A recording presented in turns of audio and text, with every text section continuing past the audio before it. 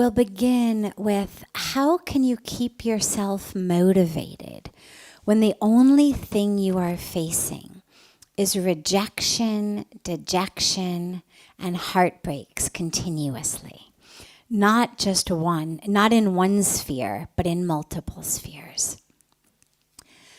So how do we keep ourselves motivated when we face rejection, dejection, and heartbreak?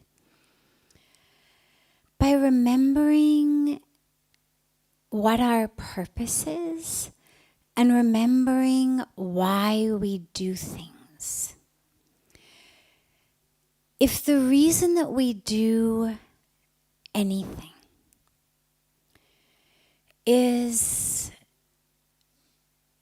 due to some expectation of what we're going to get in response from it, we are setting ourselves up for heartbreak.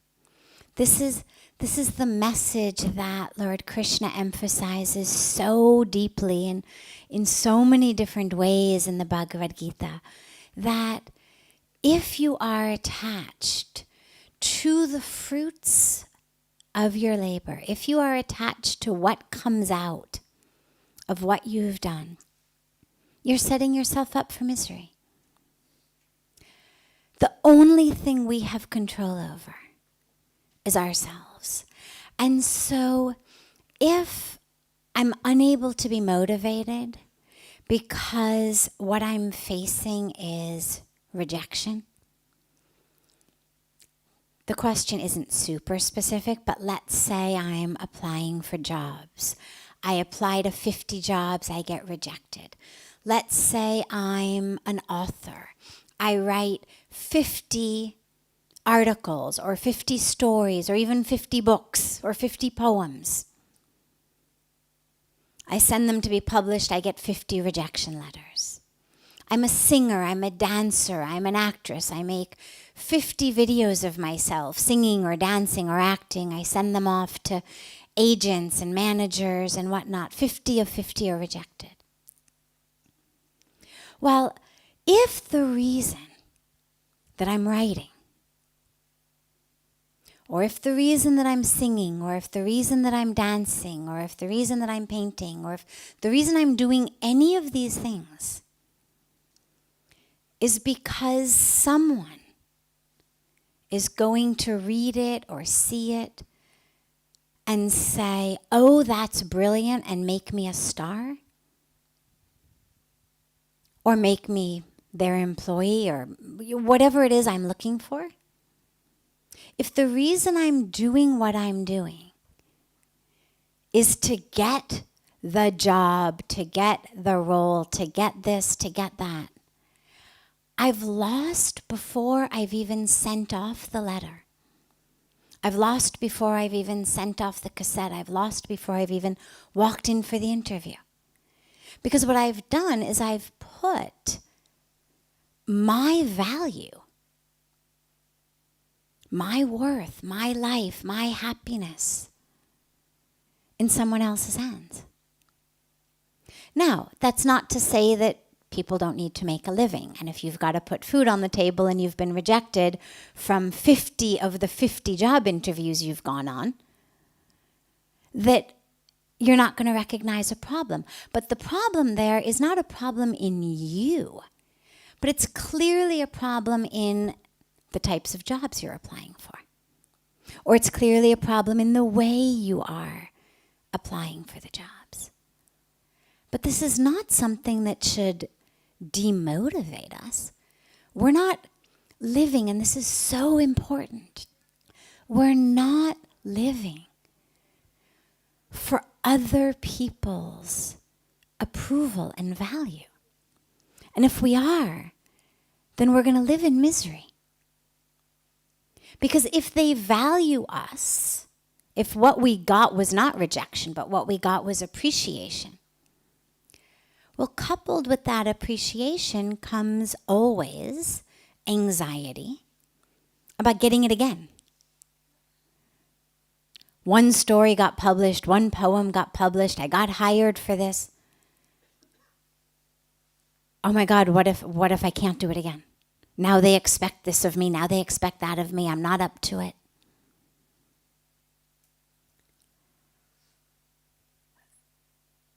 So even if we're succeeding on that level, we're failing ourselves inside, because what I've done is I've made my value and my worth contingent upon someone else's perception. And this is where, in the Bhagavad Gita, Lord Krishna makes it so clear. Do not be attached to those fruits, whether the fruits are what someone else says, whether they accept it, whether they reject it, whether they love it, whether they hate it, whether the fruit is something as literal as the fruit of a tree growing. You can plant the seed. You can shine the sun on it. You can water it. But there's 100 other factors that have nothing to do with you that could come into play ensuring that that seed never sprouts. None of which is your fault. None of which makes you an unworthy person. But that are out of your control. An example about this that I've shared before is, which I love it though, it's a personal example of this, literal gardening. When I was living in San Francisco, we had moved to San Francisco from the Palo Alto area. And in Palo Alto, we had a proper backyard with, proper trees and proper dirt and proper plants and stuff. And in San Francisco, in an apartment, we just had little potted plants that you could put on a windowsill outside the kitchen window. And I love to cook. And I was a staunch vegetarian from the time I was a teenager. And so I had learned how to cook. And I loved to grow cooking herbs outside my window. First I grew them in the backyard in Palo Alto, and then outside my window in San Francisco. And moved to the city, plant them. They don't grow. They don't even sprout. Not one of the 3 pots. I thought, that's weird. God, maybe the seeds were bad. I replanted them. I get nothing. Cannot even get a sprout. And even on something as seemingly insignificant as being able to get basil to sprout, nonetheless, it starts to sting at the ego. You're like, my God, I can't even do this? And especially when you're young, when you're insecure, you're finding your way in life, little things like that even have really a sting on the sense of self. So I'm starting to feel miserable. I've now on my 3rd batch of seeds, nothing is growing. I see my neighbors, they're growing, so it's not the weather. First I blamed the weather. San Francisco's cold, it's foggy. Neighbor's basil's growing, my basil's not growing. One day I come home early from my PhD program where I was in school. Come home early, and we had adopted a cat when we moved to the city. And it was an indoor and outdoor cat, both. And I come home early. Usually I came home only in the evening. It was dark. But I came home early, middle of the day. And when I go in the kitchen to make some coffee, I look out the window and I see the cat in the pots of plants doing this in the dirt. Now, you tell me, regardless of how good the seeds are, regardless of how good the dirt is, how much sun, how much rain, if you've got a cat digging up the seeds you plant and throwing them all over the ground, obviously they're not going to sprout. Obviously you're never going to be able to grow anything. The reason I love this story is it so obviously had nothing to do with my value as a person. So obviously had nothing to do with my worth as a person, or even my value as a gardener or a cook. And everything to do with this extra variable of the cat. Nothing to do with me, nothing to do with the seeds, nothing to do with anything except a cat. But if I hadn't come home from school mid-afternoon early, this thing was really starting to affect my ego. I mean, like, you fail at something. And again, I've chosen an insignificant story because even little things have the power to impact us so deeply. You fail at something, even something that insignificant, enough times in a row, and it really starts to erode your sense of self. And this is where the Bhagavad Gita and so many other scriptures are scriptures that don't require you to be a Hindu, are scriptures that don't require you to be Indian, are scriptures that don't require you to worship God in the name of Lord Krishna, but that are so universal because all of us, I mean, at 21, 22, I wasn't religious at all, let alone, I didn't even know who Lord Krishna was. But how valuable his teaching would have been for me if only I had had the benefit of having it in my life, which I didn't, and therefore had to wait until I showed up home from school early one day and discovered the cat and was finally able to feel okay about my gardening skills. But the same is true in bigger things. There's always another variable. It's not always a cat, but there's always another variable. And so no matter how many times you get rejected, we must never lose our motivation, because actually the two things are not connected. And this is one of the most deep and important, I think, lessons of, yes, a spiritual life, but even just a general life. If even just your goal is to be happy, or your goal is to be peaceful, or your goal is to be productive or creative or in love, we do what we do, not because it's going to make someone else happy, but we do what we do because we've been put on earth with creativity, with skills, with abilities, with initiative, with compassion. And so we use those to act. And whether our acts are loved and accepted and revered and valued and purchased by others, or whether they're not, shouldn't impact our motivation for doing them. A flower gives fragrance regardless of whether anyone bends down to smell it. You never, ever, ever see a rose bush that finally decides, forget it. Like, why bother giving fragrance? No one ever stops. No one ever looks anymore. Everybody's on their smartphones all the time. I'm like, I could be a pineapple tree for all anyone walking by me would notice. So forget it. I'm gonna stop. Why use that energy to give fragrance? But she keeps giving fragrance. All of nature does what it does. This is when we talk about Dharma. We do what we do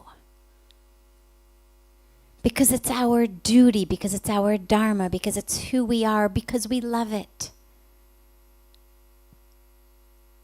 And of course, I'm giving lots of different options because the things that we do for different reasons. Some we do because we love it. You may write, you may paint, you may draw, you may sing, you may play a sport, you may dance, even though you don't have enough talent to actually ever be hired to do it, or to actually ever make a record, or to actually have anybody ever, buy it from you or want to hire you for it. But you do it because you love to do it. Or you may do things because they're your duty to do them. You've got a family to feed. Therefore you pump gas. Or you wait on tables in a restaurant. Or you file papers, or you do whatever people do. based on whatever they can do to make enough money to put food on the table. I don't know anyone who loves pumping gas or who loves waiting tables or loves filing papers, but they love their family. And the love of the family motivates them to pump gas, to wait tables, to file papers, to do whatever it is that they need to do that they wouldn't necessarily do otherwise, because there's a higher goal involved. So the motivation has to come from something other than how is the world going to respond? Whether it's the general world, like I've put something out there on Facebook or on YouTube or in some public domain and I'm waiting, for lots of people to love it. Or I'm waiting for one person to love it. I've written a poem to one person I love and I'm hoping it's going to make, him or her love me back. Whether it's the world or one person, either way. If the motivation to do it is what those people are going to respond, then we're always setting ourselves up to be miserable. Because eventually they're not going to respond the way we want them to. And then it's going to sting. Because then it's going to feel like, I did something I didn't want to do just for you, and you didn't respond. Or I'm doing something that I may love to do, but even more than my loving of doing it is my loving of how you're going to all respond. I may love to sing, but I'm really attached to selling that record. My loving of singing's not enough. I need to find a record label. And until and unless I find a record label, I'm not able to enjoy the singing, because the singing becomes a means to an end. And that's where the problem comes in. And this is where it's so important that our motivations become, it's my duty. So if you've got a job, you do what your boss tells you to do. Whether it's fun, whether they appreciate it or not, because at the end of the day, you're walking home with a paycheck that's feeding your family. Or you find another job. That's duty. Or you do it because it's your Dharma. And again, the Dharma is not necessarily sometimes the thing that you're doing. Your Dharma may be to serve. It's like the story that I tell all the time about the saint and the scorpion. So the saint is saving the scorpion time and time again from the water, even though the scorpion keeps stinging him, because his Dharma is to save. Well, his Dharma is not to be stung. And the saint certainly could wonder, my Dharma is to save. How come I'm always getting stung? But if you look at it deeply, what you'll realize is the two things don't actually have anything to do with each other. The Dharma to save, in that case of the saint, follows him wherever he goes. In that moment, it happened to happen in a river with a scorpion that stung him. But it also happened perhaps downriver with someone he helped across the river. Maybe it happened in the village where he took his breakfast to where he's going to take his dinner, in the family where he was begging for food, and when they brought him in for food, he said something or shared something or gave something or taught something or gave a blessing that helped the family. So he's moving through the world fulfilling that Dharma. Sometimes it feels fulfilling. Gave a blessing, gave advice, gave healing to a family who touched his feet before he left. And sometimes it stings, literally. Like when it's the scorpion you're trying to save. So it's not that the Dharma is wrong, or that the Dharma is about getting stung, or the Dharma is about getting walked all over, or that somehow maybe this isn't my Dharma because look, I'm getting stung all the time. How could this be my Dharma if I've got welts all over my hand? But this is where it's important to understand that more deeply. If our Dharma is to serve, or to save, or to give, or to love, well, sometimes the people we are serving, saving, loving, giving to are going to love us in return. Sometimes they're going to hug us, sometimes they're going to kiss us, sometimes they're going to touch our feet, sometimes they're going to give us a bonus and a promotion, sometimes they're going to, do all sorts of things for us. Sometimes they'll ignore us, sometimes they'll step all over us, sometimes like the scorpion, they'll sting us. But we keep doing what we do because that's our Dharma. And the third reason, and there may be more, this is just the three that come to my mind at this very moment, is because we love it. It may not be our duty, may not put food on the table. It also may not necessarily be our Dharma, but we love it. I love photography. Love to take pictures. Used to do lots of it, don't do very much of it these days, but I love it. And there'll be times I'll find myself, with a camera in hand, just taking pictures of all sorts of things. And somebody will wonder, well, why are you taking, why that? What are you going to do with that picture? Because usually the pictures we take are pictures that go somewhere and there's some benefit to them. They're going to go in a brochure. They're going to go on the website. They're going to, they're going to be used in some way. But the photography that I always did that I loved was just shapes and lights and, You do it and you think, well, what are you going to do with that? Where's that going to go? Well, probably nowhere. But there's a joy in just doing something you love. But again, if I had my motivation of, well, I'm going to post these on Facebook and, the guy from the Met in New York is going to hunt down my email address and, email me and say, oh my God, we have to have a show of your photographs. And then every day I'd be going on Facebook wondering, where's the guy from the Met and why hasn't he contacted me yet? And suddenly all of the joy of doing it would dissipate. Why is a picture of some random person getting so many more likes than this picture that I thought was so beautiful? See, you get the ego all wrapped up in it. And you've brought misery into something that should have just brought joy. And so we do what we do again.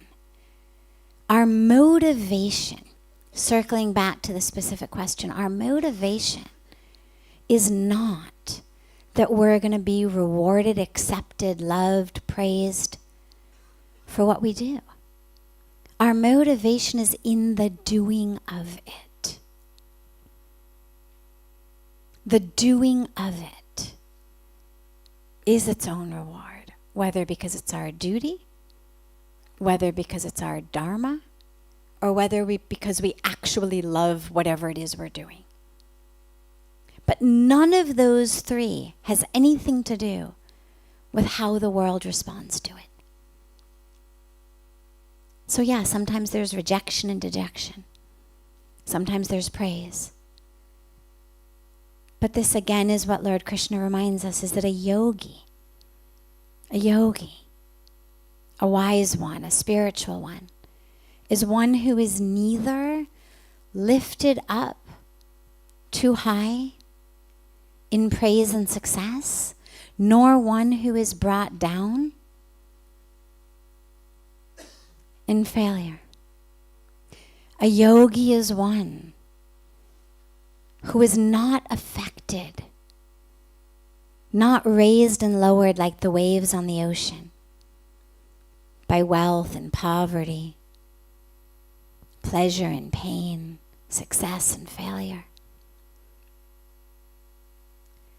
And so as we move in our spiritual world, the answer to that is not I don't do anything, it's I keep doing. But I do for reasons other than to get that high of the praise, of the reward, of the love. Because if I love the highs, the lows are going to come. Ask any surfer. Every wave you ride going up, it's going to come down. And if you don't know how to properly ride, you're going to go splat on the beach. And so if we're hooked into the waves that go up, inevitably we're going to find ourselves drowning in the waves that come down.